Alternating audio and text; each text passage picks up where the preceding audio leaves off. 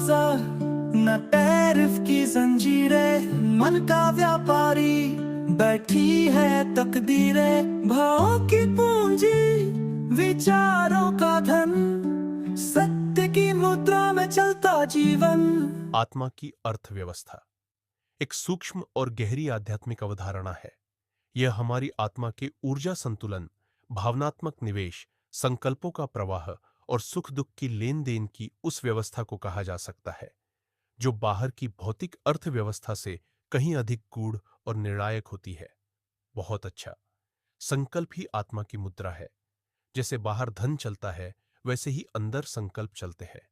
शुद्ध संकल्प है सकारात्मक निवेश और अशुद्ध संकल्प है जैसे व्यर्थ व्यय या कर्ज।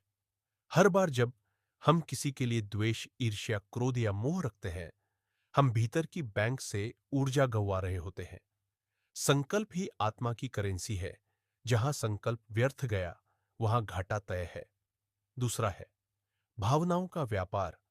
हम जिन भावनाओं में बार बार निवेश करते हैं, वही हमारी आंतरिक अर्थव्यवस्था को आकार देती है। अगर हम बार बार दुख, चोट, शिकायत, अभाव में रहते हैं, तो आत्मा की आंतरिक संपत्ति घटती है। और यदि हम प्रेम, शांति, क्षमा, करुणा में स्थिर रहते हैं, तो आत्मा की समृद्धि बढ़ती है। आपके भीतर जो स्थायी रूप से जमा है, वही आपकी सच्ची पूंजी है। तीसरा है ध्यान, जो निवेश की उच्चतम विधि है। बाहर बैंक में पैसा जमा होता है, भीतर आत्मा की शक्ति ध्यान और याद के द्वारा जमा होती है। जब आत्मा परम सत्ता से जुड़ती है, तब वह ऊर्जावान और ऋणमुक्त हो जाती है। जिसे परम में ब्याज मिल रहा हो, वो संसार में निवेश क्यों करे। चौथा है जरेनिया, काम, क्रोध, मोह। यह है आंतरिक टैक्स। ये 5 विकार ही वो भीतर के टैक्स हैं जो हमारी चेतना की आमदनी को चुपचाप काटते रहते हैं। काम जो संकल्पों की दिशा भटका देता है, क्रोध जो जमा ऊर्जा को भस्म कर देता है, लोभ जो आत्मा को सदा भूखा बनाए रखता है, मोह जो निवेश को केवल एक जगह बांध देता है, अहंकार जो पूंजी को भ्रम में बदल देता है। जिस आत्मा ने इन 5 टैक्स से मुक्ति पाई, वही असली धनी है। अब सार क्या निकला?